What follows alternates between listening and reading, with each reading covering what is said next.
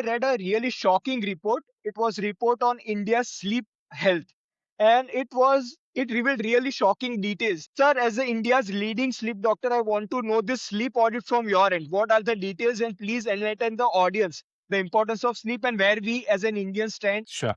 I think as a practicing sleep physician for well over 20 years in India, I must say that the survey report was definitely shocking, but not surprising because that's Okay. what I see every day. Hmm. To summarize, I mean, this was looking at our cross section of people and looking at what are the sleep patterns of Indians. And, globally, Indians are one group who sleep very less in general, work very hard and sleep very less. And the Japanese culture is also kind of similar. Um, and what this survey revealed is that most Indians are sleeping late, particularly the adolescents. And that's a shocking well over 50%, like 58 to 60% of the people are sleeping late. And a small portion of them are waking up late, like around 9 a.m. Now, this leaves you with something even more important because you sleep late, but you are still waking up early, tells you that you are sleep deprived. So, most adults in India seem to be sleep deprived. Most adolescents seem to be sleeping late and, if allowed, will wake up late, but because of their other commitments, often end up shortening their sleep and they are also getting sleep deprived. So that's the big summary. Of course, like women were more sleep deprived than men, which again is kind of like expected in our culture. Women have a tendency to complete all their work. In the good old days, women used to eat after men, sleep late. So all of those have over the period of time made women more sleep deprived than men. So, if I had to summarize, I would say Indians sleep late, often are sleep deprived, adolescents are sleeping late, and if given an opportunity, would wake up late, but are often sleep deprived, and women are more sleep deprived than Hmm. men. That's the summary of And the sir, what shocking was the news. difference between the rural and the urban diaspora? Because was there a what you say significant difference, or it has been There was a urbanization for the. significant difference. Urban is worse. In fact, there was a publication in the Lancet Diabetes Journal, Hmm. and it said that uh, dying for a good night's sleep. That was the title of the editorial, because in the urban population, it looks like noise, and light and sleep are all major factors for several people to develop these chronic, what we call non-communicable diseases, including diabetes. And diabetes, as you know, is an epidemic in India. I mean, like Yeah. many, many adults are diabetics. And we'll talk more about these. Right. Sir, let's see the demographic division of this entire report. Let's say we can start off with the school going children, be it children, means younger children or adolescents also. So there was a report that even the timing of the school is to be blamed for this, because there were a lot of theories that 8 a.m. start or 9 a.m. start may not be helpful for someone who is a late night owl or a what you say different chronotype kind of child. So what's your take on that? What's the school timing stuff? What's the environmental and the fixable stuff we can do as a system to help the individuals? Sure. Definitely the school timings do make a difference. And, as the study revealed, a lot of the adolescents, when I say adolescents, you're talking about the, ninth graders, 10th graders, and even early college students seem to be night owls. By night owls, what I mean is like they are most active somewhere between 2 to midnight or something, and that's when is their highest performing time. And therefore they find it very difficult to cope with early morning hours when they are not that functional. They in fact have what we describe as sleep inertia. Like Yep. they go to bed, they try to wake up, they still are kind of like sleep drunk, or like they feel like they are not yet fully effective, when in fact they have to be in their school or college. And therefore they struggle and find it difficult to focus, difficult to concentrate. Their performance comes down if the school starts very early. Yeah. Now we could discuss till the cows come home on what is early, because like, is it 8 o'clock, is it 9 o'clock? But if you go too late, then it can be a whole different ball game. Yeah. Yeah. Now, if you think about the colleges, lot of colleges have what we call day college and evening college. Yeah. But the so-called evening college is not evening; it's afternoon. They Yeah. start around 1 or 2 o'clock, they finish around 6 or 7 o'clock, and these night owls find it perfect. They Yeah. love those afternoon colleges because they sleep late, they wake up, they're fresh. Their most functional time, which is the 2 to 10 p.m., is when they're actually in college, and they find it very, very effective. And there is, like originally when this day college, evening college started, and I'm talking about 3 or 4 decades back, people found it almost insulting that they didn't get into a day college and they ended up in an evening college. Today, a lot of people are applying for evening Yeah. college because our lifestyle and the society has changed, where they feel that they are a lot more functional at that time and they would rather attend classes at that time than in the mornings. Great. So we are recording this on 2026 in the year of 2026, and the condition and the job profile of majority of people is like such that it is high stress environment, be it doctor, medical specialist or nursing staff, or be it IT professional or a business or accounting professional, all are sleep deprived, irrespective of what job they do or what industry they are in. So what's your take on that? What's the difference? I mean, what's the core reason for this? One is the stress from the work, but do you think there is also stress from the hours when the work has been done, or hours when the meetings happens, or like there are a lot of people who are doing business cross countries. Like one is in India and the other is in different time zones. That they are, I think, the most sleep deprived kind of cohort because they are living their circadian rhythm based upon India, but their entire mental and the efficiency stuff is happening in the different time zone. So, what's your take Sure. on this job kind of? Sure. Okay. Before I head there, as a society, we have moved in our tolerance and acceptance of what we describe as stress level. Yeah, And I'll have to say, at the risk of sounding old, that most of the newer generations, whatever you call them, Gen Z, Gen Y, and any of them, find it a lot more difficult to handle a no or handle a stress.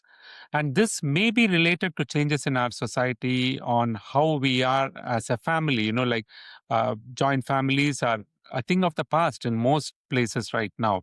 I mean, it still exists in some rural setups and still exists in some parts of our country, but a lot more individuals are now in nuclear families than in so the support system has come down, whether it is having a child, which people are beginning to hesitate to have, primarily because they are unable to cope with the so-called stress of raising a child. So every little thing has become a stress, what used to be a normally accepted thing to do in the past. So that is the first thing that I wanted to mention as far as your stress, when you mention that it is not just the added stress of the work, it is just the ability to cope with the stress has also changed over the generations. That's the first hmm, thing I want to mention.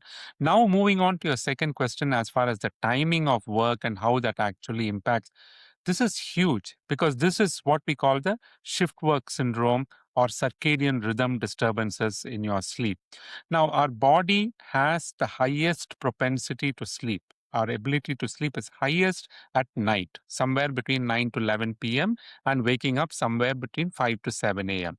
And within this period, most adults require about 7 to 8 hours, but several people get less than that. But even if you get a few minutes less than what your body requires, you wake up not feeling awake, active, alert, and fresh. So that's the number one thing, that most adults are most sensitive to sleeping at night time. Now, when you are dealing with shift work, which we were talking about, I mean, there's more and more business process outsourcing and whatever. And the best way I would describe this is these people who are working for timings of other countries are chronically jet lagged. They are jet lagged all the time. You call it social jet lag, whatever you want to call it. Now, what is happening? We have an internal clock, what we call the suprachiasmatic nucleus, which is in the midbrain, and that regulates our body to have the 24-hour awake and sleep cycle. And one of the major hormones that plays a role in this is melatonin. So, yeah, nighttime darkness stimulates your melatonin, and that's when you feel like sleeping. Okay? Now, There's also an external clock where there is sunlight in the morning, which keeps you awake. There is darkness in the night, which is going to, want you to begin to sleep. And you've been active through the day, and therefore you accumulate some chemicals called adenosine, and therefore you feel sleepy as you come towards the nighttime. This is the normal, natural process that happens during sleep. Now, imagine as a doctor, forget the stress component. I have done night duties for many, many years. You've done night duties as a doctor. Now, where is the difference between your night duty and this business process outsourcing or the IT industry? Is that you and I do night duties once in a while. It may be once in every 4 nights, or maybe we do 1 week and then we are not doing night duties for about the next 3 weeks or so. So our body gets a time to recuperate and move on with our new schedule. Now, those people who are working specific times for other countries, for example, those who work for the US time, end up working all night because that is daytime for the US. Those who are working UK time end up working somewhere between 2 or 3 p.m. in the afternoon till about 1 a.m. Now, that again shifts their sleep time and their wake up time, and when they have to be awake, alert, and active. Because we talked about night owls and all that. So each one of us is a chronotype where we work best So at a can you particular so can time. you explain that, because a lot of people are having confusion of this chronotype also, because they are thinking that this is nature versus nurture kind of situation. They are telling that the one half of the lobby is telling that it is purely genetic based upon that a three gene kind of mutation, or what you say differences in that, and the other cohort tells that it is more of an epigenetic, how your upbringing is, that was the familial environment wherein the different rituals of the entire day happen, and hence Sure. your sleep schedule has been built. So can you explain the entire chronotyping, because I think that that is the foundation of any learning in sleep, in my Sure. opinion. So the chronotype, I have to first clarify that it is genetically determined and it's Okay. primarily dictated by the PER3 or Yeah. PER3 gene that you already mentioned about. Broadly, there are four chronotypes that we see in the population. One is what we call as lions, but these are people like, I'm sure some of you might have read the book on 5 a.m. Club. These are the early wakers. They wake up very early in the morning. They're what we call the morning larks. They are very alert in the mornings. In fact, their best working time is somewhere in the morning, let's say 9 to 11 or 9:30 to 11:30, something like that is when they work the best. Now, this is about a small group of the entire population. But today, if you see, there are a lot of people going out in the morning for a walk or a jog or running and all that. And you would think that they're all lions and early risers, but some of them are not. And that is why they struggle during the daytime. But genetically determined early risers feel comfortable with this kind of a schedule, and it's about roughly about 10 to 15% of the population. Now, the larger population is the one that follows what the sun moon cycle or the solar cycle is what you want to call it. And these are people who wake up in the morning, around 7 o'clock, whatever, and they are most active in the late mornings and up to afternoon, somewhere around 11 to 2 o'clock or whatever. And this is the majority of the population. Say 50 to 60% of the population is this. The third one is what we just were talking about, the night owls. They're called the wolves. And these are people who are, uh, function best somewhere in the late afternoons, about 2 or 3 o'clock, all the way till late night, almost up to midnight. They can function very well. They're creative and they can perform their best at this time. And this again is another. Somewhere around like 10 to 20% of the population, close to the lions. So these two are not the majority of the population. Of course, there's one last group called the dolphins. These are the light sleepers, again, very active during late morning, early afternoon. But this is the group that actually is like the OCD kind of people, they're very anxious. They want everything on time. Everything needs to be done. So this is broadly the four groups that we see, and it is genetically determined. Sir, Okay. and Now, it cannot be changed, right? Means once you're born with that, you can't change with the You familial can't environment. change. You Yeah. can't change, but you can adapt Adapt. slowly. Okay. You can adapt. Your basic genetic capability does not change, but this is like anything else. You can adapt to certain things. It's like moving to a new environment. You live in India all your time. You move to a Western society, which is extremely different, and you start adapting to it. So that's how it is, and it can Hmm. be done. Going back to what you were talking about, the shift workers, if they happen to be night owls. where, like they're functioning best between the 2 p.m. to midnight, they cope very well with Hmm. doing this and they don't have a problem. If they are the opposite, they're the early morning risers and they can't handle the time, they really, really struggle. And see, what happens is they have to adapt to so many changes during this change of work time. Um, Simple example, let's say they are working night shifts constantly. When they go to work, when they leave for work, let's say 8 o'clock, 9 o'clock, whenever they're leaving for work, the rest of the world is eating dinner Hmm. and they have to eat breakfast because they are getting ready to go to work and they have to get adapted to that. So they can eat more than what the other eats for dinner. And then once they are at work, the lighting makes a difference because the external lighting is dark and it's telling your body to sleep. The internal lighting is bright and you're sitting in front of computers, laptops, blue lights, all of those, and they are confusing your brain. And like sometimes people struggle to work hard during that time. So what they end up doing is start drinking a lot of caffeine, junk food, which makes things even worse because the next day they are unable to sleep too well. Hmm. Okay. So, like during their work time, they need to light appropriately in the environment. Even if you have to, like use blue screen filters, any of those can be done. And, like during the work time, if you have to eat healthy. If you want, carry food with you because you're eating lunch, which has to be light. Because if you eat a heavy meal, you feel sleepy. Hmm. So, Right. you're not going to do that. And then, even if you end up drinking coffee, drink during the first half of the shift, not during the second half of the shift. So that once you are like having your lunch, get ready. And then in the morning, when you come home, that's the reason most of these companies offer, like the carpooling kind of services because it is best for you not to drive. Yep. Because, you're, uh, and when you're coming home, you feel sleepy. Okay. But externally, there is sunlight, which is wanting you to stay awake. So there is again a discord Mismatch. between Yep. what your external signal is saying. And then you come home and we usually recommend, using eye shades even when you're coming in the carpooling or whatever. And once you come home, you are eating dinner and has to be light. And the rest of the world is now eating breakfast. Which is Okay, heavy. so heavy. Yeah. So eat light. You mean the same food may be available, but you just need to eat the right It quantities is so that like you are inversing the pyramid, the food pyramid exactly. entirely. Yeah. Exactly. And then this is the most important part. You go to bed, and once you start sleeping, now the rest of the world is awake and socially active. Okay. So you're going to get all these wonderful marketing calls because they're like all through the day they're going to be calling you. So keep the phone away from you. That's not what you should be responding to. You should be unavailable. You should get continuous sleep. This is not a fragmented sleep.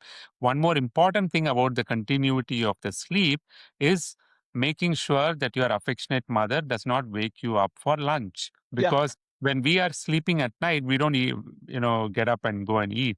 So you sleep continuously, get up and follow this cycle. If you are Hmm. able to do this, then people adapt much more. Hmm. So a lot of change in behavior, learning to adapt needs to happen when people are working various shift Hmm. hours. Right. So we'll go to the behavioral interventions afterwards. But sir, before that, I want to understand the entire biology of sleep. Like you briefly mentioned about the adenosine kind of cycle and also the circadian rhythm. Let's go in depth for the both. Like how about circadian rhythm when it comes to sleep? What's the normal rhythm and what happens when this rhythm is broken in any form of the day? Okay. So the circadian rhythm, as I said, is driven by the internal clock, which is the suprachiasmatic nucleus in the midbrain. And it is slightly longer than 24 hours. It's about 24.2 hours. But, Okay. for most practical purposes, let's say it's 24 hours. Yeah. And what happens is when our body gets exposed to sun in the morning, the melatonin level begins to drop, your vitamin D levels go up, particularly when your skin can synthesize vitamin D. So exposed to sunlight, it gets better. Now, as we come through the evening and as darkness sets in, there are two changes that happen in our body. One is our body starts secreting melatonin, and the melatonin levels in a normal sleep cycle would peak somewhere around midnight, 1 o'clock, somewhere in that range. And more importantly, our body temperature starts dropping. like our core body temperature drops at least by 1 to 1.5 degrees centigrade. And like people try to manipulate this as well in different ways, but like that's what. So increasing melatonin level, decreasing body temperature is what makes us sleep healthy well during the night. And we'll talk more about sleep stages and stuff, because it's not just sleep, it has to be good quality Yeah, sleep. exactly. Yeah. So you get that sleep, and then the melatonin level goes up, and in the morning, as you get time to wake up, it drops, and the vitamin D level starts going up as you go into sunlight. So Hmm. nighttime melatonin high drops during the daytime. Temperature may be higher during the day and dips during the nighttime. And this is Hmm. what really helps you to sleep better with your internal cycle. Hmm. And sir, I think this is the perfect 10 on 10 sleep if we align ourselves to this rhythm, right? There is no, what Absolutely. you say, workarounds for this, because this is available for entire humankind. Like, means every human body is programmed for this. There is no genetic variation. There is no, Yeah. what you say, epigenetic variation in that also, right? No, no. This is Yeah. the time that our body wants you to sleep.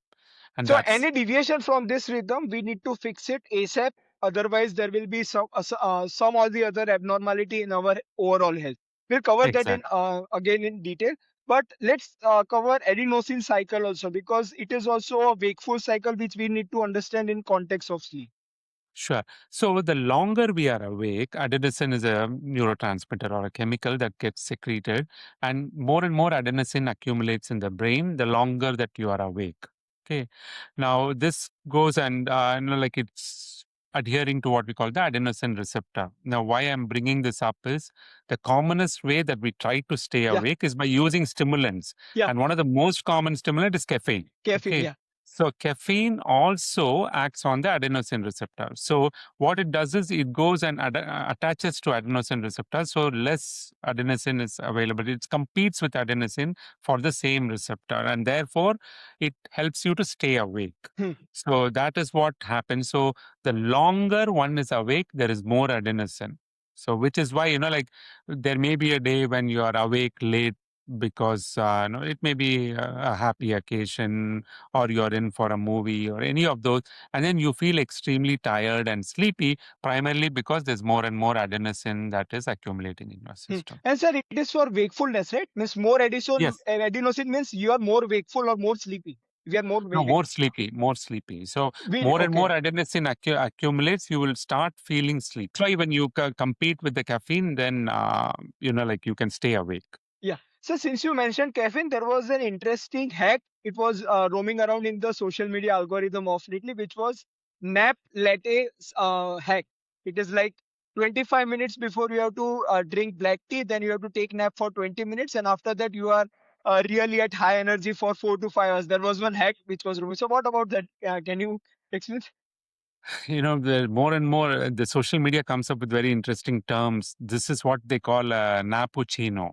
Yeah, Like the Nappuccino. Yeah. yeah. So basically, what they are trying to say is, you drink caffeine. That means you're already like going and binding on the adenosine receptors. And then like so there's less adenosine, but you go and sleep. If you sleep or take a short nap, then you can wake up a lot more fresh, because Okay. now there's only less adenosine there, so you're not going to feel more sleepy. But you take a short nap, which is a lot more refreshing. So Yeah. that's the concept. Not a great believer, but like people seem to like it because people like coffee and people like naps. So Sir, that's it is what it. really popular in this biohacking community because Yeah, they are yeah, I know. really hacking the small micro stuff. Sir, we'll Yes. go comprehensively cover the stimulant stuff. But before that, again, as you mentioned, that in sleep science, we need to also consider what sleep comprises of. Like you mentioned, REM and non-REM, and also all the different stuff, the normal healthy functions that happen in sleep. I want to cover that and want to know from that in detail. Sure. Okay. So our sleep at night has about four stages, what we Okay. call N1 or stage one, which is extremely light sleep. It is just Okay. when you begin to sleep, and of your entire sleeps, that may be only about 3 to 5% of your entire sleep. So even when you wake up to go to the restroom in the night, or come back, you may again enter through N1 sleep, but not necessary. If you're very sleepy, you may straight away enter through deeper sleep as well. So N1 is extremely light sleep, about 3 to 5% of our total sleep at night. N2, which is stage 2 sleep, is where we spend most of our time during sleep. It's almost about 50%, 55% of our entire night sleep.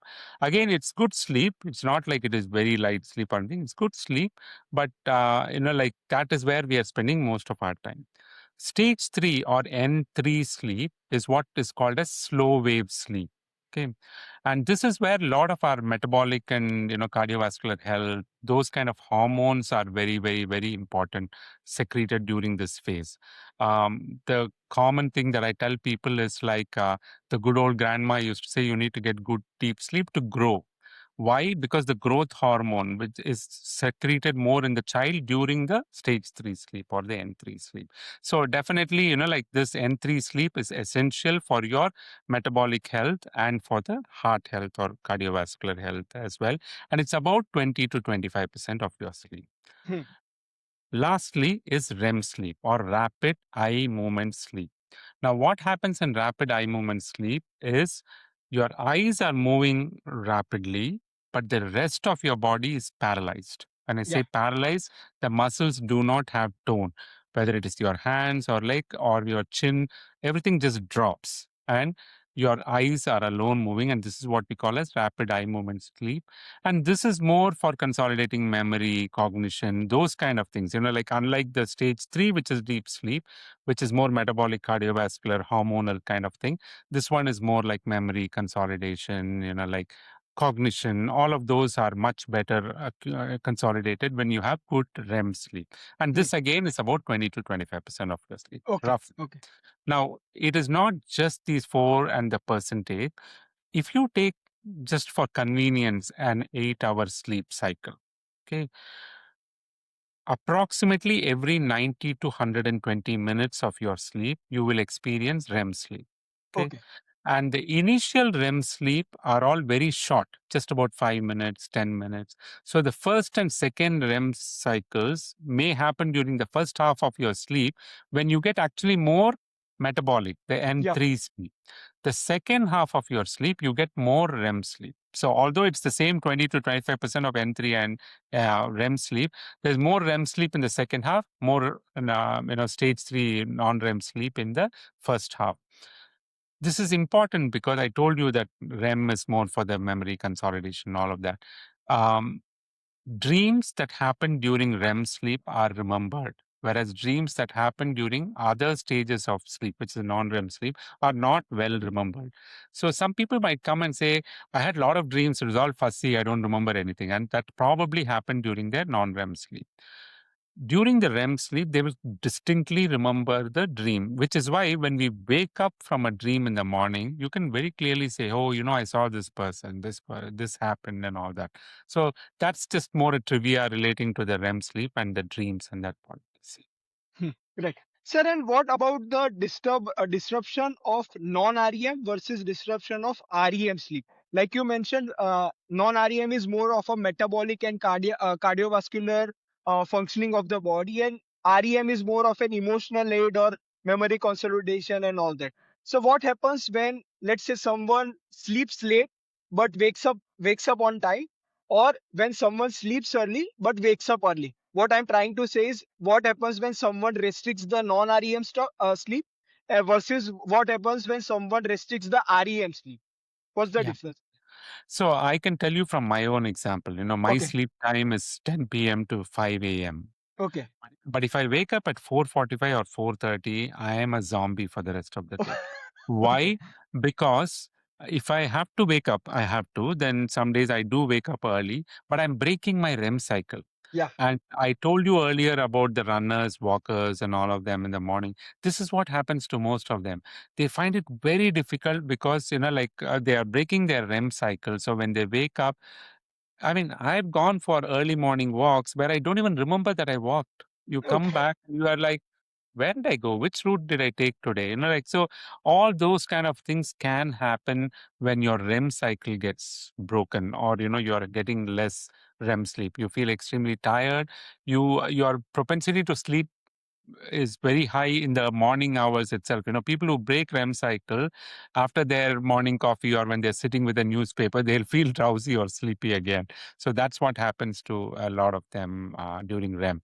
On the other hand, the non-REM, when it breaks, more than the fatigue, of course, like if you're getting overall good sleep and less of N3, you would find that, the cortisol level, all of those are very variable, and your energy level may be different, like when you are breaking more of your N3 cycle. And of course, like if you measure the blood pressure and, like glucose levels, those kind of hormonal related things, then it can make a difference. This is particularly important in night shift workers, where we are finding a lot of them during the daytime when they sleep, they don't get enough N3 sleep. And you see a lot of menstrual irregularities in women, fertility issues in men. All those seem to be related to the secretion of sex hormone, secretion of cortisol. All of those are important. It's important during shift work when they are sleeping during the daytime that they get continuous sleep so that they get appropriate proportions of all of these. Mhm.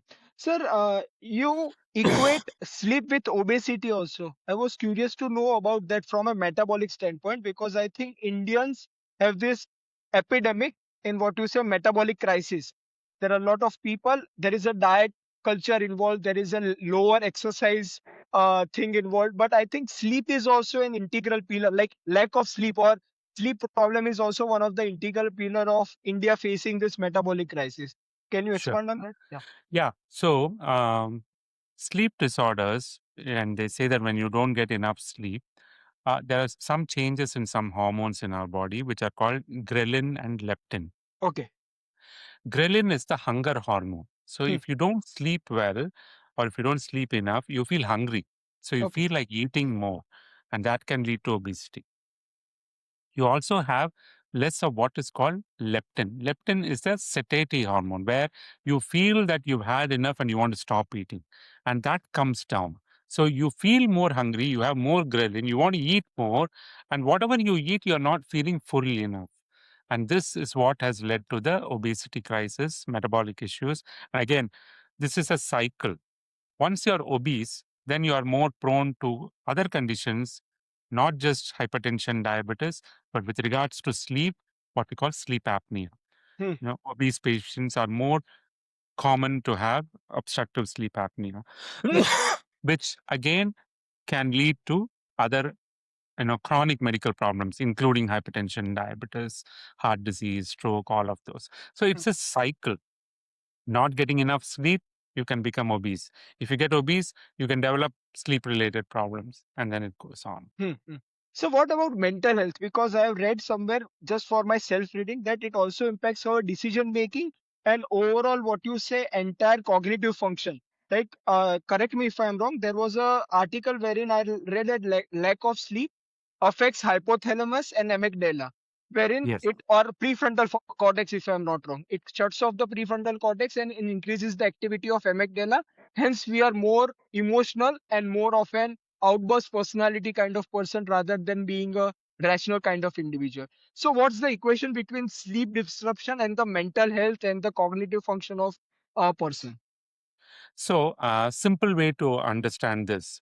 Have you had a sleepless night ever? Yeah, one Okay. off. There are a So, lot of how do one off. you feel? Yeah, one off. But how do you feel the next morning? It You is feel like groggy. when you get, Yeah. yeah, no, not only groggy, your eyes are hurting, you are irritable, you may have a headache, you may feel like lethargic during the daytime, you're not able to focus, your productivity is not good, you're not able to function to your best capacity, you're not able to remember things that happened, like all this happens with lack of just one night's sleep. Okay. Now, if somebody has chronic sleep problem, multiply this several times because they develop what is called a sleep debt. Every night, let me say that you need 8 hours of sleep. Okay. If you are getting 5 hours, I'm just, yeah, then you are in debt by 3 hours. Hmm. End of the week, you have a 21-hour debt. How are you going to make that up? Yeah. It's not practical. So all the sleep deprivation over a period of time accumulates and leads to a lot of mental health issues. As I said, irritability, mood swings, anxiety, lack of productivity, which therefore leads to a lot of social dysfunction. Like people feel like, oh, he's lazy or she's lazy, they're not able to function their work, and therefore they feel depressed. So many things happen, all related to the lack of sleep over a period of. Hmm. So let's go on the biological architecture of a normal sleep. Like there was a protocol of QQRT, like quantity, quality, regularity, and timing. So can you expand on that? What should be the normal thing and all? Sure. So quantity we already talked about. Like the amount of sleep we need varies during different stages of our life. Like in a newborn, the newborn sleeps for about 18 to 20 hours during the day. And as the child comes to the school going age, they try to consolidate most of their sleep at night, but they still require about 10 hours or so. And if given an opportunity, they can nap in the daytime as well for an hour or two. Okay. So that can happen when they're just entering schools. Gradually, the child moves more and more to a nighttime sleep schedule. Usually, adolescents require about 8 to 9 hours of sleep, but I can challenge that no Indian adolescent probably ever gets the 8 to 9 hours right now. And as we become adults, we require ideally 7 to 8 hours. But as a society that's changing, we are beginning to accept 6 to 8 hours, but below 6 hours is not considered normal for most adults.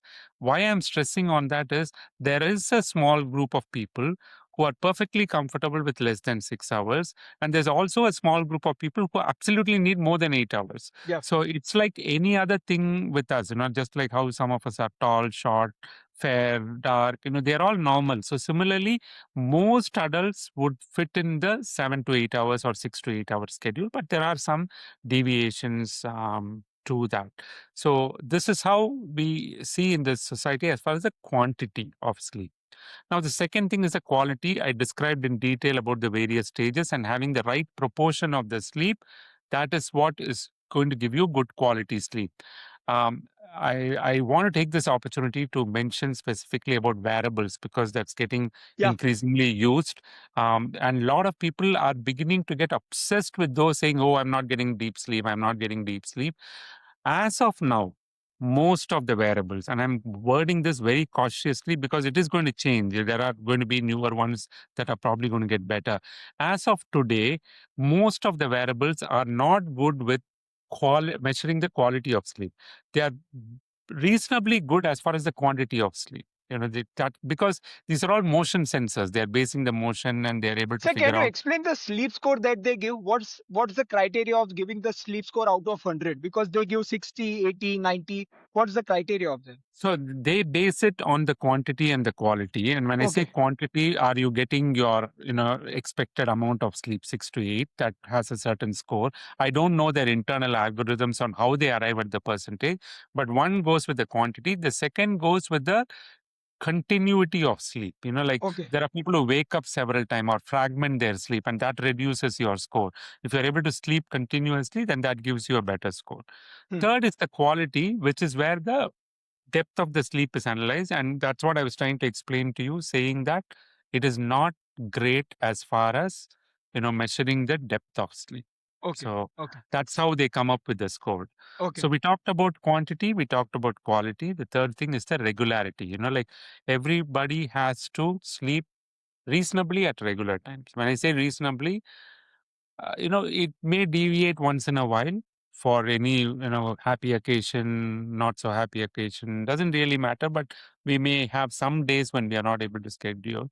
But as long as we are reasonably regular in the time we go to bed and the time we wake up, that makes a huge impact overall on your sleep. So regularity is important, and timing we have spoken few times before when we talked about circadian rhythm.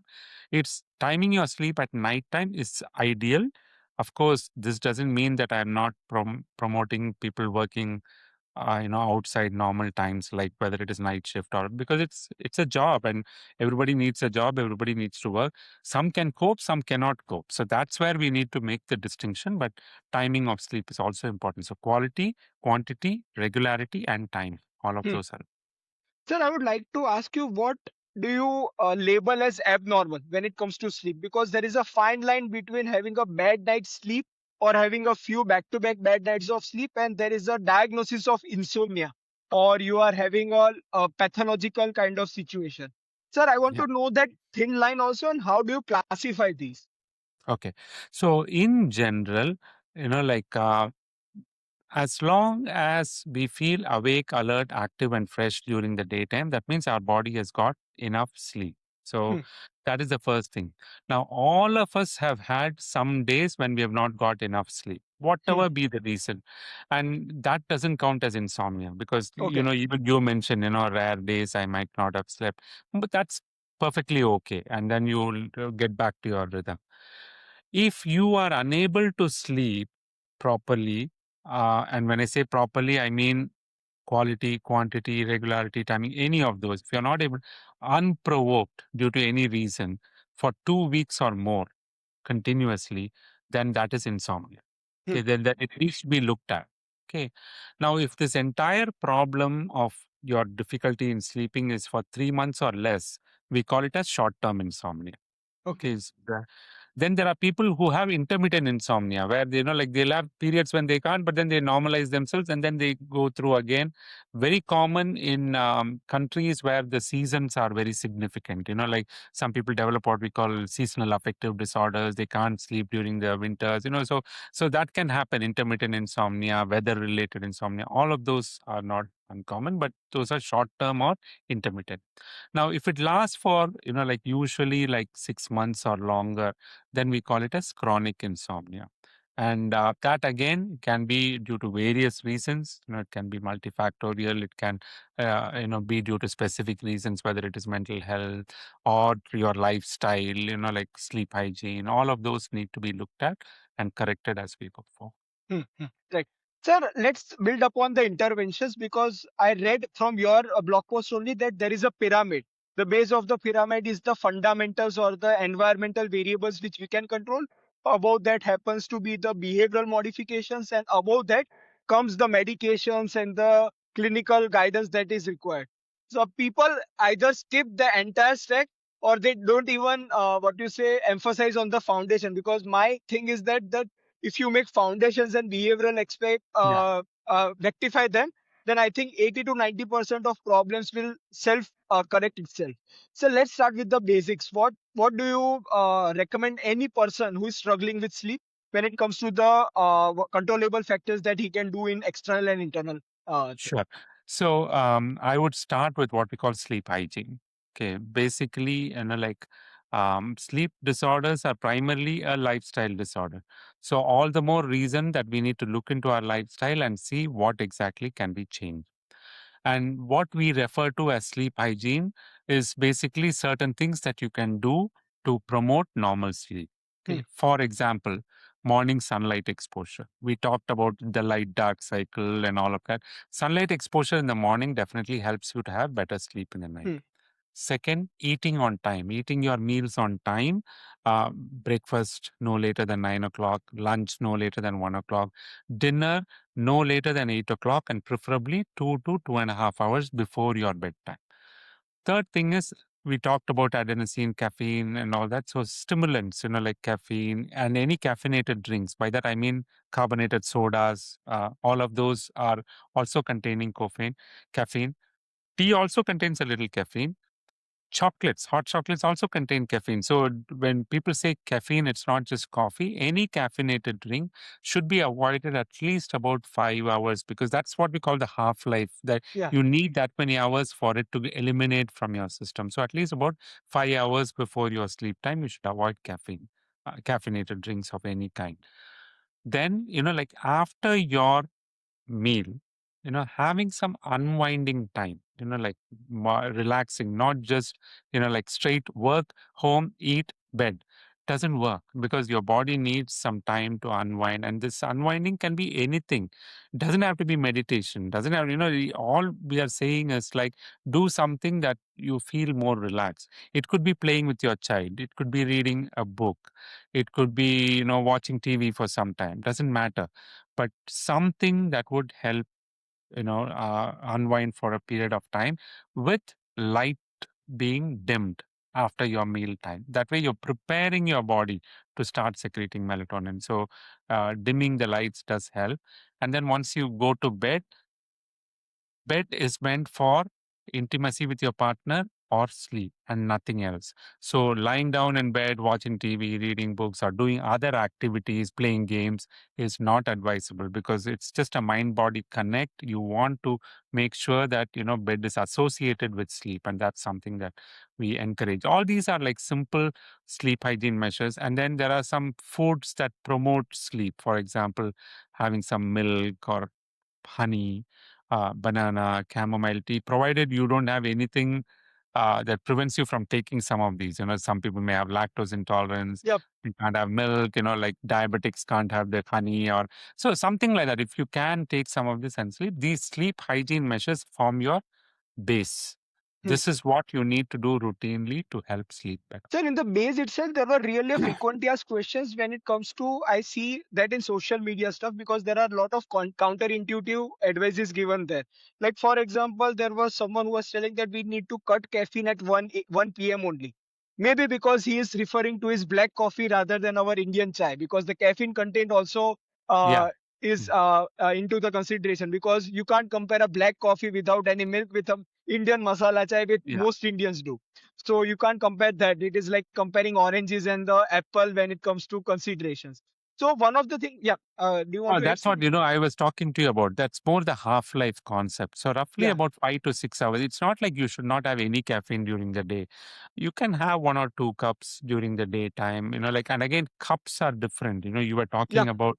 So The dose the is the poison. The dose yeah, is the it's like the US cups are huge, lattes, ventes, and like you have huge cups.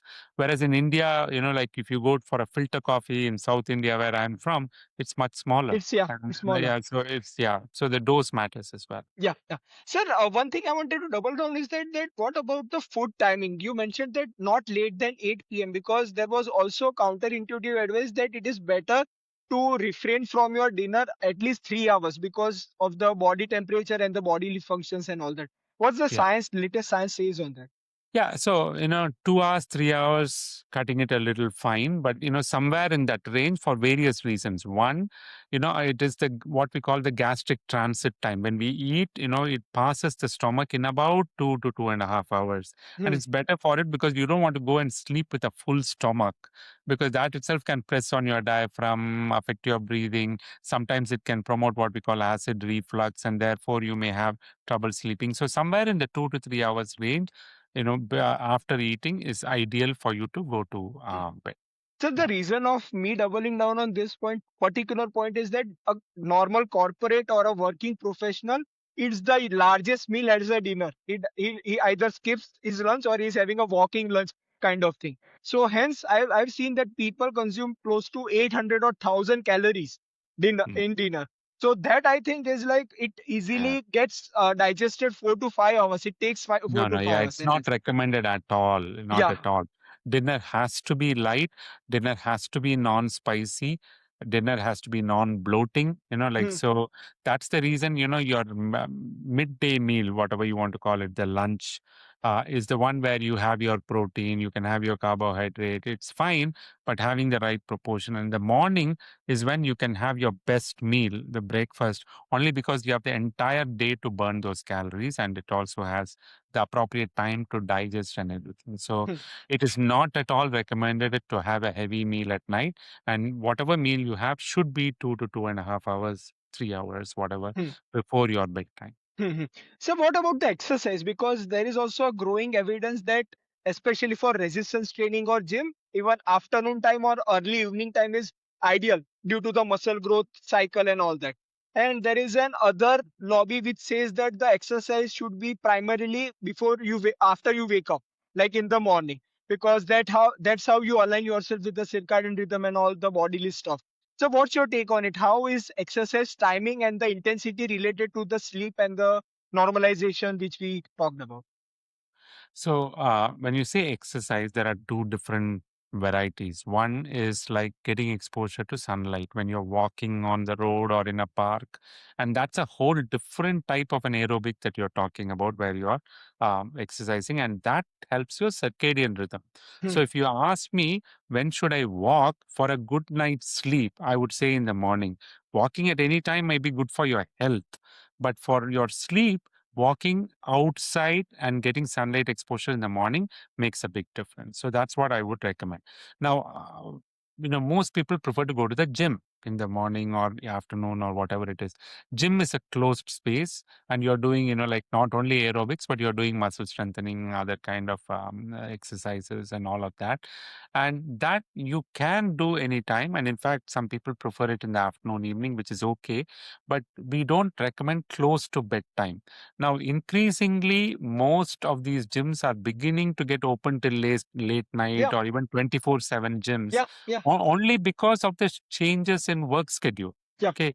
It is not for everyone. Just because the gym is open till midnight does not mean that a person who works during the daytime, like a 9 to 5 job, goes to the gym after food at 10 p.m. That's not recommended. If you are genuinely working only night or you're working a late night shift, then your entire body's rhythm changes and you may be exercising in a different time. To summarize, I would say for a regular sleep schedule, when you're sleeping at night, it's okay to exercise, late afternoon, evening, but preferably about no later than 6 to 7 p.m. and then have your meal. And then, like you can go to bed about a couple of hours after that. That's what is the recommendation. Hmm. So let's expand the last 1 hour of your sleep hygiene. What you say recommendation that you give. You mentioned that we need to prepare ourselves to sleep rather than viewing is as a what you say switch on and switch off kind of physical switch. Sir, what's your take on the entire recommendation that float around the internet where you have to control the temperature, you have to control the noise environment, you have to control the light with the blankets, you have to control what you say the what you say hot shower if I may say so, that you have to take hot showers and all that. You have to meditate, you have to what you say calm yourself with the progressive muscle relaxation. There are a lot of hacks, Yeah. a lot of protocols floating around the internet. What's the evidence based stuff that you recommend for the last hour or so? Sure. So we just to quickly recap, we spoke about what happens during sleep. Melatonin level goes up, body temperature dips. Yeah, Both these are important events that are happening for us to sleep yeah. better. So a lot of what you described right now is centered around this concept, Okay. where when you are unwinding or when you are preparing your body to sleep, you are increasingly beginning to expose to more darkness. Okay, that is why people prefer like closing the curtains, minimizing the light. But again, that level of light exposure required and not only required, tolerated, is variable. Like there are people who can sleep in absolute darkness. There are people who need small amount of night lamp, like minimal thing. There are people who can sleep with a tube light on, like I'm not saying what is the right thing to do, but each human body is a little different. Ideally, it should be darkness. And when I say darkness, it doesn't have to be pitch dark. A little bit of night lamp is totally acceptable because people have fear or whatever be the reason. I think having a little, and even more for safety, like elderly people, you don't want them to get up and walk in total darkness to go to the restroom. They may have a fall. So having a little bit of light is totally okay and getting prepared. So this really helps your melatonin cycle so that you can sleep better. The Hmm. second thing is the body temperature. And this again, there's a lot of variation in what each human body can tolerate. Like lot of couples who sleep have different levels of tolerance. Some want the AC on, some do not want the AC on, some want the fan on. To some, the sound of the fan bothers them, they can't sleep. So there's a lot of variability, and you will be surprised at the number of couples who do not sleep together. Okay, primarily related to all these facts because their expectations are different, what they tolerate is different, and it can be the sound of snoring of the spouse that bothers them, and they choose to sleep in different rooms. This is increasingly being noticed in a lot of these people.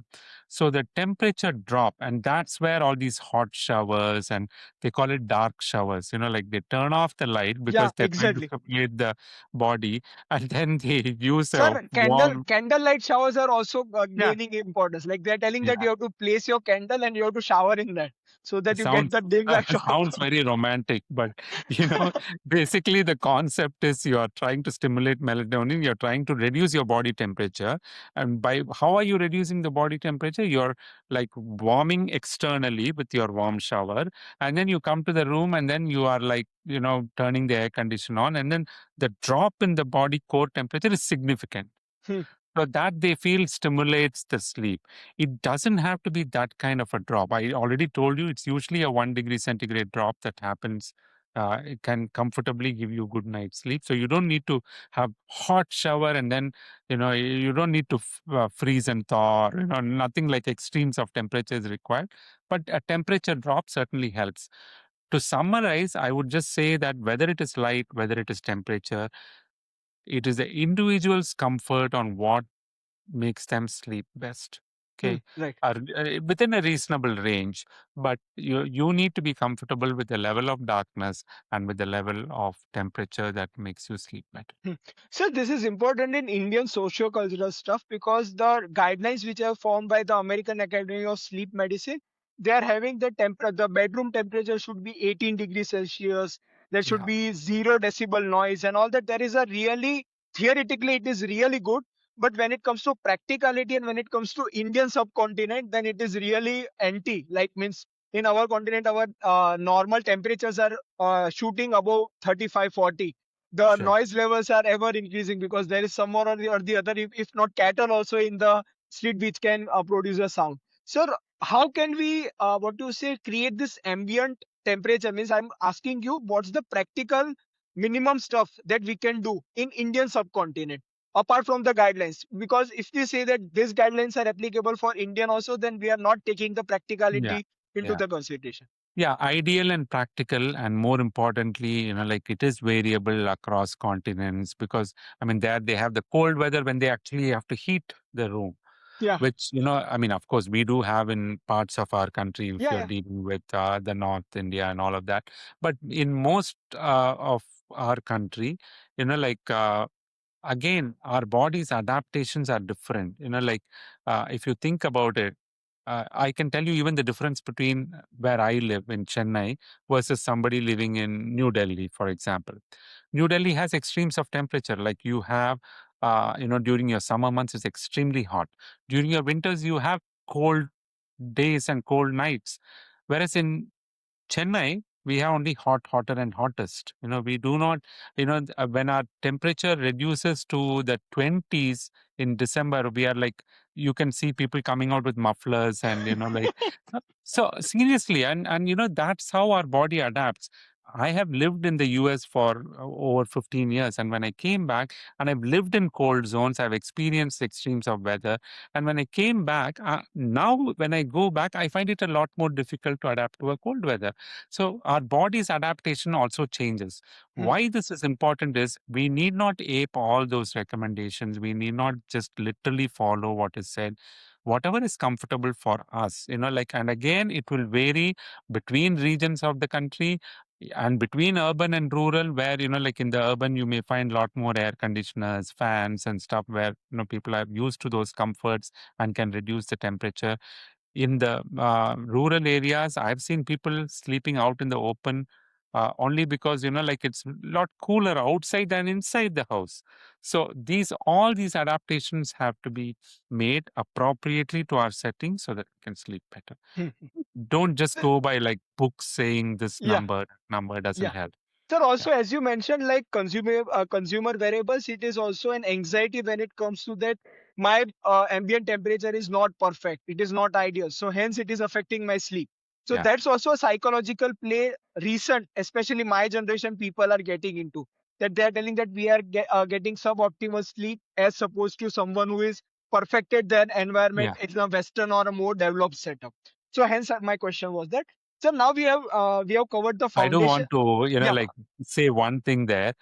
the dictionary is adding more and more words. We talked about the nappuccino. Yeah, yeah. You were telling about the fear and anxiety related to the wearable related information. It's got a term called orthosomnia. Orthosomnia. So, Yeah. so like everything is now a new term, and it's very interesting how the whole thing is evolving. Yeah. Yeah. So now that we have covered foundational stuff, let's go to the interventions that we need to. And before that, let's cover what sleep problem comprises of. Because, for example, like you asked me what kind of sleep deprivation I experienced, it was more related to the onset stuff because I was more stressed over the medical school exams or practicals or somewhat like that stuff, wherein there was a stress and my mind was going on a loop, like what will be asked, what will be the exam questions and all that, and that's how my experience was in terms of abnormal sleep.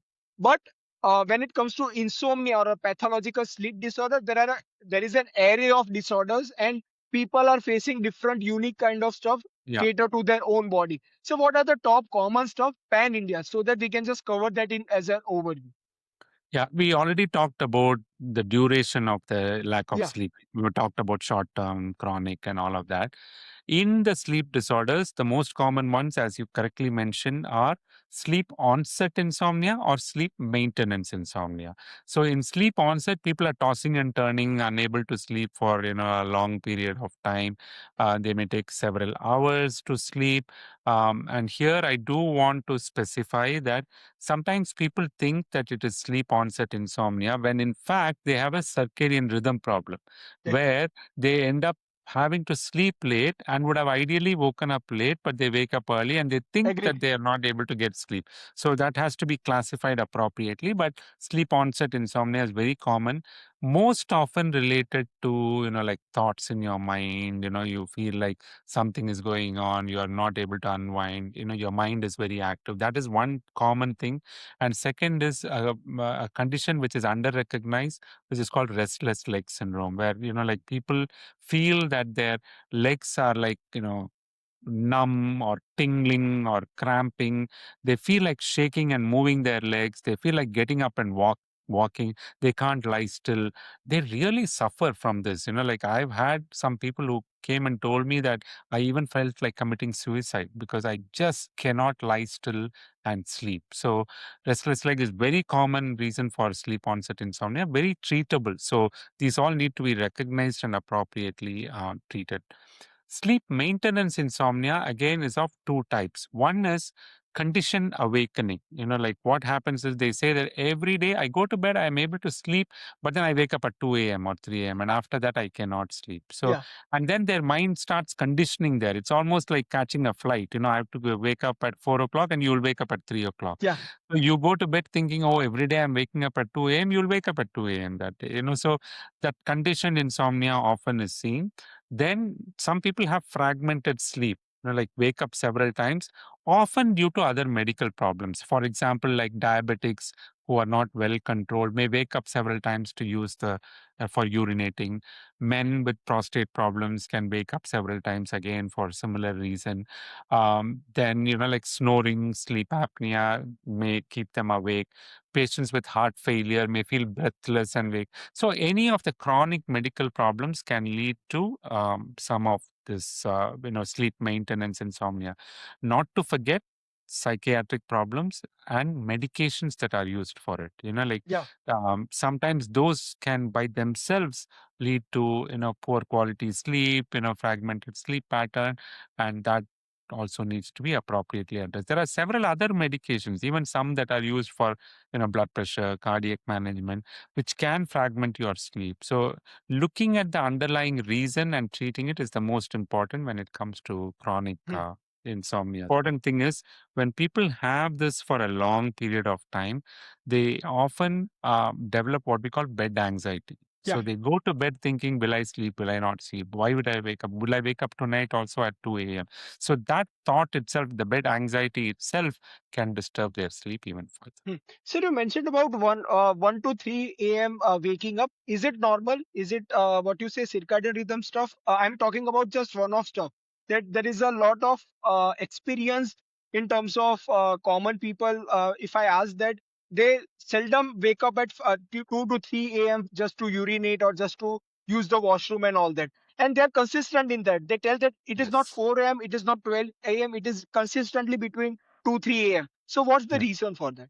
It's again, the cycles, and we talked Yeah. about, if you go to bed around 10 o'clock, usually right around that time, it's very often that your bladder is full with all, like diuretic hormone, anti-diuretic hormone, all of those, like you feel that you need to urinate at that time of the year. Hmm, So it's usually around 2 to 3 a.m. is the most common, but people with other disorders can have multiple awakenings related to the urination, hmm, hmm.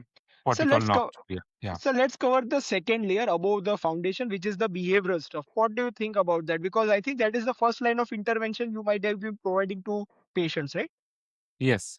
Yeah. So, I mean, for this, we use something called cognitive behavioral therapy. Yeah. So, it's not, before going into the therapy, what really happens is one, like making people understand the need for good sleep, like educating them on the patterns, because sometimes they think what they're doing is normal, or what they're doing is correct.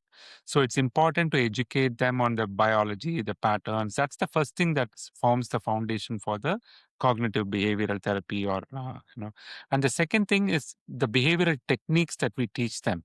One is, like what we call sleep restriction therapy, where you are ensuring that the time you spend in bed is predominantly related to your sleep. Okay. Why? Because your sleep efficiency improves. What is sleep efficiency? Like, let's say you're in bed for 10 hours and you sleep 5 hours. That means your sleep efficiency is only 50%. You're sleeping only 50% of your time. But let's say that you are in bed for 6 hours and you are sleeping for 5 hours. Now your sleep efficiency suddenly comes, 80 plus percentage. Now it's the same 5 hours that you are sleeping, but you are learning to restrict your time in bed to predominantly sleep. And Hmm, that actually improves your overall behavior, and like acceptance of the sleep and sleeping better. So that sleep restriction therapy really helps in a lot of people who are just tossing, and they come and tell, oh, I'm in bed for like several hours but I sleep very little. There are people who are in bed for 10 to 12 hours and they'll actually be sleeping 6 hours, which is enough, but they feel it is extremely inadequate because they are thinking that most of the time in bed they are not sleeping. So hmm, that's hmm, one. The second thing is what we call stimulus control therapy, where, like you build that association between the bed and sleep. You make them, like go to bed only when you are feeling sleepy. Okay. And if you're lying in bed, unable to sleep for 30 to 45 minutes or more, then you need to get out of bed. Okay. hmm, So it's basically like associate the bed with only sleep and intimacy with your partner, and do not remain in bed if you are unable to sleep. Teaching them all of those would make, changes in their behavior, will definitely help them to sleep better. There are also some cognitive techniques that can be taught, like identifying the challenges, like any anxiety thoughts about sleep, replacing it with, more realistic perspective on, this is enough, this is appropriate. Basically trying to reduce the sleep related anxiety, not going to bed thinking that, oh, I won't sleep. That itself makes a difference. And some relaxation techniques. Uh, Most common one that's talked about is what we call progressive muscle relaxation, where, like you lie in bed and then, like basically like clench your fist or something and slowly relax your fingers, keep your eyes closed, and you do that. What this does is the muscle relaxation seems to induce sleep, but more importantly, diverts you from thinking and worrying about sleep. So that's the more important cognitive thing that makes a hmm, difference hmm. in sleep. Sir, let's go across 5 to 6 commonly associated scenario when it comes to sleep problems. I'll just give you the scenario or clinical vignette, and just you let me know what you say, what recommendation you would like to give this patient, hypothetical Sure. patient, from an behavioral standpoint. So let's start with a new mother or a new parent, like couple who has just had a kid. They are like in the initial infancy or early childhood phase, and there is a fragmented sleep. There is means not a single continuous sleep they are getting for quite a few amount of days, or should I say weeks. What's your take? What's your recommendation to such couple or a mother? So the first thing I tell the mother is this is normal for a Okay. newborn to be, like waking up, whether to feed or whatever be the reason. And if the mother is nursing the child, which, they should be doing during the early stage of the birth, is that, this is going to happen. You are going to wake up several times, and then try to match your sleep time with the child's. Like, for example, even during the daytime, if you can get some sleep and the child is sleeping, if you're having the support systems for that, that would make a difference. And educate them over and over again that yes, as frustrating as it may be, it's a experience that every parent goes through, every mother goes through, and it is for a period of time. It is not going to Okay. be forever, and once you wean the child off for your, bottle feeding or doing other thing, then the spouse can pitch in. So you can even take turns and you say that, hey, one day let me go and sleep in another room where I'm going to sleep well. Today, can you take care of the child? And, like if you have to feed, use the bottle feed Hmm. when the child gets to that stage. So, working with them through this, not giving them medications and stuff, but educating them that this is essential, this is can be modified, and it's for a period of time, and look forward to that, and like Hmm. change your So my practice. reason for asking is that because lot of people who are just 2 to 3 years elder than me, they are in this phase and they are directly going forwards this supplements and that kind of stuff. We'll cover that in few minutes. But I just want to cover that is this what you say manageable from a behavioral standpoint? Because the Yes. people that they are experiencing, they are really non-compliant. When I give Yes. them these suggestions that you have to do the restriction therapy, you have to do this, they are really what you say agitated when I suggest them Yeah. this. And No, no. I think we have to go with behavioral therapies only. I absolutely refuse to give them medications. I mean, like, it is not required. So there is no reason for taking that. Some people may be unhappy with me for that, but this is normal changes in life. And, experiencing that's part of motherhood, that's part of parenthood. When I'm repeatedly saying parenthood, because there is a time when the spouse can pitch in and, hmm, support on that. hmm, Initial phases, it invariably ends up as the mother. hmm, hmm. And to be honest, at that time, if it is essential, the spouse can, even if it is going to mean sleeping in another room, getting a good night's rest can help the spouse during the daytime, Hmm. because the child, the mother can try to match some sleep during the daytime with the child as Hmm, hmm. So let's say the other scenario is that a 25-year-old person who is working or who is appearing for some exam, let's say medical exam or a residency. Let's say we take residency only, who is an R1 or he's a R2 kind of person who is like having a hell week, if I can say so, because if you are posted in an emergency department or if you are on duty, then you are working without sleep, let's say 36 to 48 hours. So, what's your suggestion for someone who is a medical resident who is experiencing sleep issues in his residency? Should he ignore that? Not ignore, but do the right things so that, you are able to cope with it. Again, coping mechanisms are the most important thing. See, there have been a lot of changes in the way the medical curriculum, the training curriculum have changed. Like what you talked about, I have done it. Like I have, the when I used to work in the critical care, like training program, I used to go reach there at 4 a.m., which already has cut my, REM sleep, and I'm already a zombie. And I used to work till the next day, 4 p.m., which is 36 hours. And then you come and just crash because there's nothing else you can do. But you know that it's for a limited period of time. It's not going to be happening throughout your life, and it's not going to happen even throughout the month. Like it's just some days of your shifts that you will have to do it. Um, so my recommendation to people is that, like, it's very important to, like, work on your schedule with the team, like see how best you can do to get reasonable continuous sleep for a period of time, even if you are having intermittent, high intensity shifts like what you were just mentioning, and cope with it. Very doable for a short period of time. See, doctors have been the hardest on themselves. Like a lot of this, unfortunately, the system has remained unchanged and it is not required. Why? because it's kind of a macho. I'm a doctor. I can do it. I have to do it. I can stay up. It's not necessary. And, if we have enough manpower, and today there's more and more medical seats coming, there's more and more jobs coming, which is good and bad, doctors are not able Yeah, to find high paying jobs. All of those are happening. But at least you have more staff wherever possible, getting enough staff so that people get, time at work when it may be very busy, but get reasonable time off so that they will be able to. It's integral, and I think more and more Western societies have capped on the number of hours that a resident can work continuously, and that's keeping in mind the sleep. And sleep societies have been like working with medical. residence Yeah. programs and stuff on trying to Hmm. restrict it. Sir, the third scenario is somewhat really a scenario of a typical new age job, which is like working with screens, which we are working right now for continuously 9 to 10 hours. And if we don't work with a larger screen, we either are on the smaller screen or we are in a tablet or whatever form of a screen that we can interact with.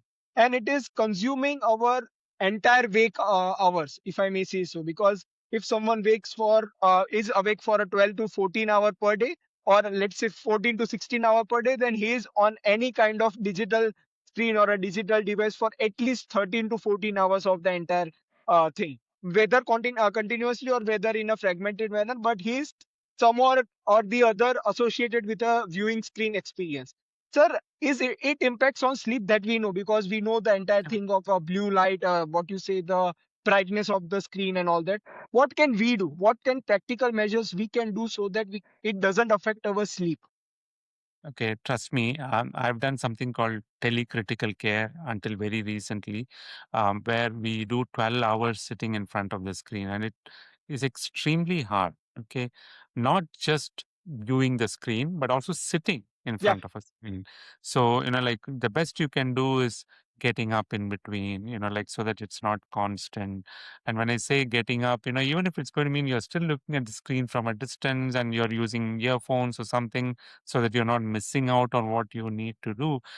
Some kind of stretching, not just and also when you're using chairs, like economically designed chairs, so that you don't get back pain and stuff. Today we have a lot of these desks that can be moved up and down so that you can stand and work for some time.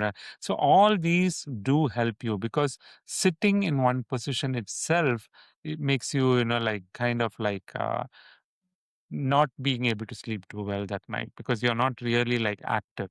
So hmm, doing something even during a screen viewing job, whether it is standing, sitting, moving, is absolutely essential. That's the first thing that I want to say. Okay. hmm, And, like most of these jobs do have a break, even if it is a 30-minute lunch break and unfortunately, during those breaks, people start using the screen for social yeah, reasons. Like they're now that needs to be avoided. When you're already having a 12-hour exposure or a 14-hour or whatever it is, it's important that during your breaks, you're completely out of the off screen. screens. And I think that's important. And the third thing is using filters, which we talked about. Blue light screen filters are available. Goggles are available. If you want, you can, because there's a lot of dryness of the eyes that people develop relating to viewing screens as well. So that actually causes some itching, burning in the night. That also delays sleep. So there are a lot of these little things that you can do, because it's your job. You're not going to be able to totally come off it. But if you have a high screen exposure job, it's very important that off job hours have to be off screen, Hmm. because or very minimal. And see, obviously, you may have to answer some phone calls and stuff, but not get on social media or YouTube or any of those kind of things off hours, particularly when you have a prolonged Sir, and there exposure. also stimulant is also there, because as you mentioned that it is not only the screens, it is the information that is getting feed, because Correct. it starts the brain activity Yeah. and the body is exhausted, but your brain is what you say, running Active. Yeah. rounds. Yeah. So It's hence I active. think it is not only screen, I think it is any form of information which is really Absolutely. condensed and dense to process for your brain. Exactly. Hmm. Sir, I think the last which I wanted to cover first, but due to time, I think this is the right time to cover that. I think we need to cover and address the OTC sleep medications which are going haywire when it comes to their consumables in the common public, and also even more the supplement market. Because of lately there are a lot of sleep products when it comes to pills, gummies, or let's say detox teas, sleep detox teas, which have been really, what do you say, all over the place when it comes to quick commerce or e-commerce websites. So what's your take on this supplement stuff and the over the counter sleep medications that people, what do you say, go to before going or fixing their foundations and the behavioral stuff? Sure. See, unfortunately, even in very regulated markets, like I'm going to quote the US, um, the over the counter medications that are available for sleep are unfortunately not the best. Guess what was first being most available, even before melatonin gummies or other things came? The most often used one was actually an antihistamine, Yep. Benadryl, and it's still available over the counter. Why? I mean, I don't see any reason to do that as a sleep medication, primarily because antihistamines cause sleep as a side effect. It Yep. is not It is a sedative. sedative. Yeah. Yeah. Yeah. Yeah. It is. And more importantly, it also has other effects as antihistamines. They have like atropine-like effects. So Yep. people have a lot of dryness and, so it is something that has to be taken away. So even in regulated markets, it has been a problem. That is the first thing that I wanted to start. In India, it has been a very unregulated pharmacy market until recently. Things are changing. Today, some patients come to me and say, oh, they are not giving me the sleep medication. Thank God. I'm so happy about that. But unfortunately, this new, like nutraceuticals have come in where a lot of these are in a whole different way of regulation and they are very easily available. I do not know, and like this is not against any company or any individual organization, but like the quality controls as far as Yeah. nutraceuticals and how much is available. And like let's take the example of melatonin. Yeah. Okay, when as per science, okay, a small dose is good enough. You can use 1 milligram to 3 milligram. It was primarily used for circadian rhythm disturbances like jet lag or any of those. It is also used in some other sleep conditions, and even if you are using it for sleep, it is for a short duration. Hmm. It is not for a long duration. Now today you can get gummies for 5 milligrams, 10 milligrams, and people pop more than one It gummy is like, saying that, yeah, it is like yeah, candy or a gummy which they yeah, also take it for taste, and they take that it will help with exactly. sleeping good. It is not going to help. And in fact, I tell people that if 1 milligram and 3 milligram doesn't help you, then 300 milligrams may not help you. So Yeah. please don't keep popping more and more unless you like the taste of the gummy and you're chewing it, but it's not going to help you. Yeah. Okay. And nothing is free of side effects. There are some people who get headaches with melatonin, so it can happen. So it is very important not to be just popping these without. Another common one is magnesium. Yeah. Exactly. Yeah. Uh, One thing I must say is magnesium glycinate seems to help some people to sleep, but it is not for long term, number one. And secondly, it is not based on your serum magnesium level. So there are people who go and just start checking their magnesium level. As a doctor, magnesium is an intracellular ion. Yeah. It's going to be in the cell. Your serum levels may not be Yeah. a true reflection of your body's magnesium. So, trying it briefly may work. But again, not endlessly, like not taking that every day, and there are people who have started taking vitamins, Yeah. vitamin D, and another big one, there are people who pop that every day. That is not the Yeah. recommended dose, so it's very important that people understand that hopefully don't try it. But if you are trying it, try the appropriate dose only for a short period. And if it is not working, please go and get a medical opinion so that you can be appropriately Sir, I treated. want to double down on magnesium. The reason for it, there are a lot of forms that are available: the glycinate, the citrate, and of lately L-threonate, especially for sleep. Because their what you say reasoning is that citrate and glycinate doesn't cross the blood-brain barrier, Yeah. but L-threonate crosses it.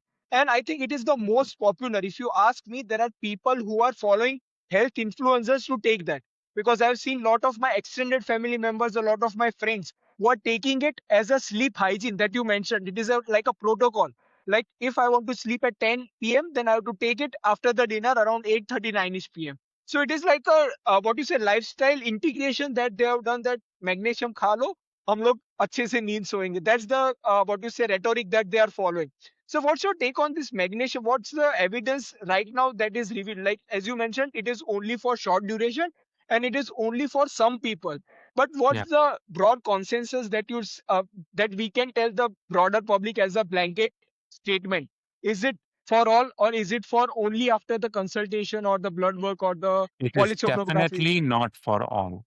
Hmm. 100% not for all. So it is like, I mean, as I said, if you do have a genuine sleep problem and, like you want to give it a brief try because it's available over the counter. And when I say brief, I'm talking about no more than a week or so. It's okay. Like why I'm saying that is a lot of people are hesitant to go to a doctor for Yeah, everything. yeah, That's okay. So you want to try it briefly, but understand the limitation. I'm not a computer scientist, I'm not a space scientist, and I cannot deal with any of those. So similarly, unfortunately, most people are Google doctors or social media doctors, and like getting information from there. And the wellness market is booming. booming. Yeah. People want to just be well, and they think that popping all of this is going to make a difference. Now the strangest thing is, like the same people who gulp all of this will come and tell me, number one, I need to sleep without any medication because I'm worried about side effects. Now, excuse me, did you even think of the side effects when you are gulping all of this? You don't even know what you're taking and how much you are taking, whether it has got side effects. I've had people who have taken loads and loads of vitamin D and come to me hyperactive. Like, so any of those has to have a limit. Don't endlessly take any of these supplements. It's not going to help you. Hmm. um, so that's something I would leave it there, because it is a very sensitive thing, because there are a lot of wellness market people who are Yeah. promoting these things. As an allopathic physician, I do not recommend that on a regular Mhm. basis. Right, right. So, what's your parting takeaway to someone who is active? Because our primary audience is somewhat of a millennial, like 20 to 40-year-olds who are like who are building their careers, who are busy with their lifestyles, and sleep is a back priority as such for now because they have not faced the consequences of poor sleep. Like poor sleep consequences build up over the decades, and they are what you say resurfaced in the midlife, like in 40s or 50s. But we who are in our 20s or who are entering even our 30s, they are not facing any sleep related issues. Sir, what's your take as a India's leading sleep doctor who has faced lot of patients, and what preventive advice you would give us so that we don't end up with that? Yeah. So I would start with saying that sleep problems are a lifestyle disorder. Okay. And when we look at generally being healthy, the three things that we need to focus on are diet or good nutrition. Number two is exercise and muscle strengthening, all of those. And number three is sleep. Hmm. Now, increasingly, the Gen Z is focusing on the second pillar, the exercise. I think more gyms are coming. People are a little bit more conscious, playing games. Like a lot of those things have definitely improved. When it comes to nutrition, there are both extremes. Like there are people eating, biryani at 2 a.m., and there is also the healthy group that wants to only eat, salads, fruits, So you see both extremes. It's important to have a healthy diet. Don't starve yourself. There's no reason to. You need the calories.